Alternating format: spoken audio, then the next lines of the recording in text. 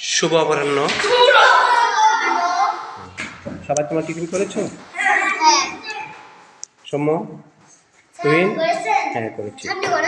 আচ্ছা, দুপুরে কে কি খেয়েছো? ভাত খেয়েছো কে কে? আচ্ছা, বন্যা বসো। বন্যা বলো তো, ভাত কিসে থেকে হয়? ধান থেকে হয়, তাই তো? ধান থেকে, চাল থেকে। অয়ন বলো তো, ধান যারা লাগায়, ধান কোথায় লাগায়? মাঠে লাগায়। তো ধান লাগাতে গেলে একটা ওষুধ দেয়, তাই না? কি নাম? কীটনাশক। আচ্ছা অর্জুন, কীটনাশকটা কি মাটির জন্য ভালো?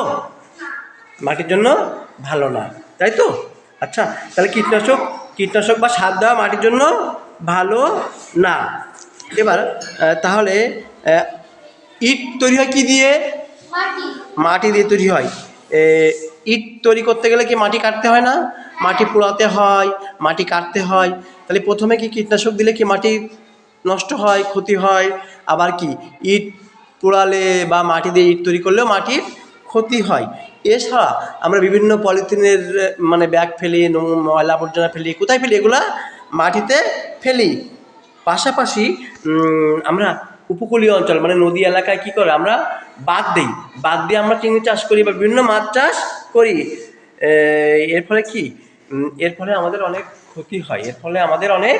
ক্ষতি হয়, আচ্ছা তুহিন, এবার আমাদের যে মাছ পাওয়া যায় না, মাছ কোথায় কোথায় পাওয়া যায় বলতে পারবা? অয়ন? হ্যাঁ বলো। নদী, খাল,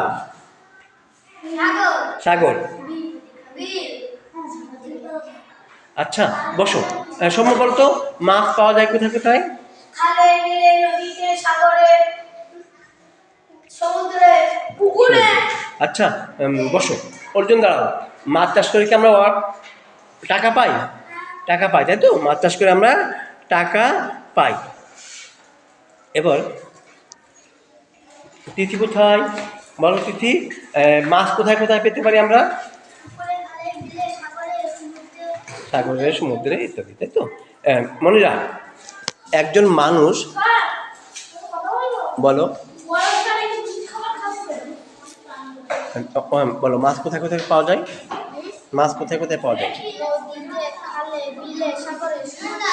আচ্ছা বসো।